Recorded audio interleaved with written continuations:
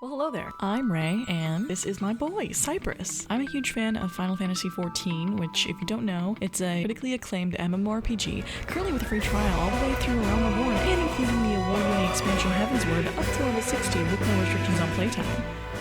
Anyway, I have a confession to make to you, and it's not a confession that I make lightly. I have logged over 5,000 hours in Final Fantasy XIV Online.com. With that, you might think that I have a bunch of stuff done in-game, and the unfortunate reality is that this is what I spent the majority of my time doing in-game.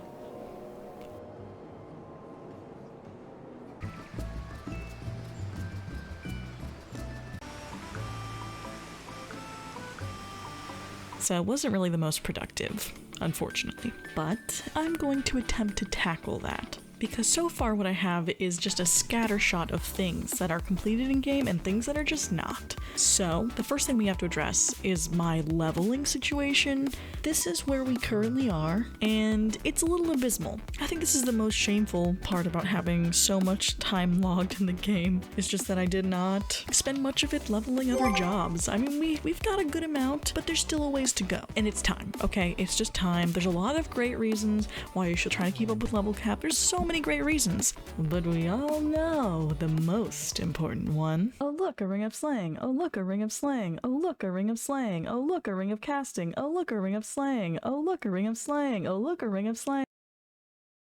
Anyway, so I've made a plan, and I've crunched some numbers, and this is what it's looking like. So I can definitely do Wondrous Tales every single week, which gets you about a half level. I can also probably do MSQ Roulette twice in a week, because I am not that strong, but I can commit a little bit of strength to that. And doing that twice a week would probably get me about 1 level. I can do other roulettes about 4 times a week, and that would probably get me about 2 levels a week, depending on whether or not I can do Alliance raids, but I'm just human, and there's only so much Crystal Tower one man can take. Lastly, I can probably do the tribal quests 5 times per week, which would get me just about 1.5 levels if we're rounding down. So altogether, it's looking like it's going to be about 5 levels per week at this pace. It might end up being more or less, especially because with the lower level jobs, they do level a little quicker. So could be more, could be less, but I'm being conservative with my estimates because you should always set low expectations so that way you surprise yourself and show yourself how awesome and cool you are.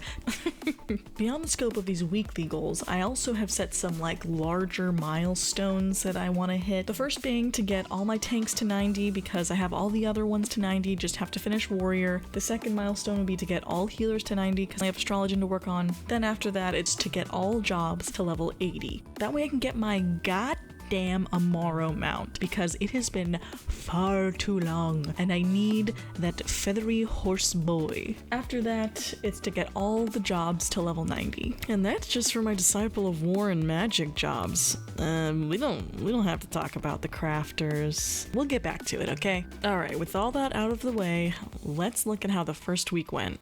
I actually started the first day on Christmas Eve, which this year was on a Saturday, so I was a little concerned that I wouldn't have the time to reach my goal of 5 levels, but I pressed onward. Our first stop is Idleshire to pick up our Wondrous Tales for the week, since I hadn't touched it yet. My general approach to Wondrous Tales is to complete as many of the entries as possible unsynced, until the amount of time to solo it would become just way too long. After that, I usually try to re-roll until I get at least 1 line completed, though I don't really put in the effort to farm for second chance points, so it's not really a big deal to me. Today we started with an unsynced run of Wanderer's Palace. Also, yes, my main DPS is Bard, please don't laugh at me. Then I did Garuda, Ramu, and Lakshmi Extreme. Then I did a synced run of Katana Ravel as White Mage for sweet, sweet healer Q.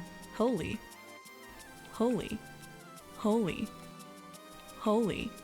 Needed more holy, to be honest. Got my booty smacked in Crystalline Conflict. I was not salty at all about the fact that my teammates would not push the crystal. It's totally fine. Then I did a run of AlphaScape version 1.0 on Dark Knight. I always queue up for the entire raid tier if I'm gonna do a synced run of normal raids. Then we finished up with 2 runs of Wanderer's Palace to finish my Wondrous Tales and turned it in for my half level. After that, I did the Ananta Tribe quests on Warrior, even though technically I've leveled past them, just for that extra experience boost. I wasn't really going to use those allowances on anything else aside from pixies anyway. Speaking of pixies, I did the pixie quests next. After tribe quests were all done, it was on to roulettes. I started off with leveling roulette, unfortunately got Orm Veil, but I wasn't running it as a healer, so that wasn't really my problem. Toughed my way through that and finally got my first level.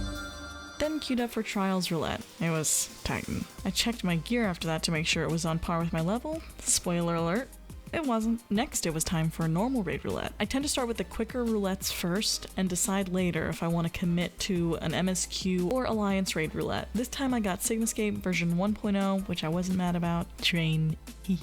Day 2, we hit the ground running with roulettes. I started with Trials first for that sweet Adventure in Need bonus experience. While waiting for a queue to pop, I started picking up the Ananta tribe quests, and then went into battle on the Big Bridge, one of the fights which I have only done once for progression, and never again since. And it's also one of those fights that has unique mechanics. But it was chill. We got the Stone Vigil for leveling roulette, and that went alright. Me and the healer really went for it. And as a tank main, I always love that. Also, we managed to get our second level. I finished up the Ananta quests after that and picked up the Pixie quests while in normal raid queue, which landed us in Father Fister. I mean Fist of the Father. Hee. After that, finished up with Pixie quests, and that was day 2.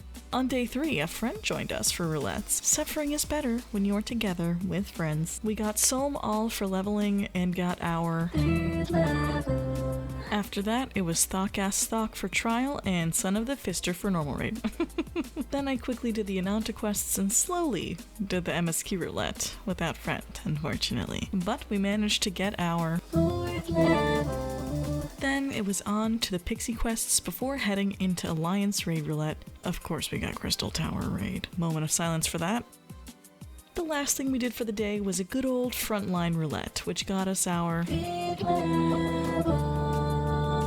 It was also about here. I realized my math was totally off, but let's talk about that more next week, or next time. I don't know how often these are coming out. For our wrap up, this is where we started the week.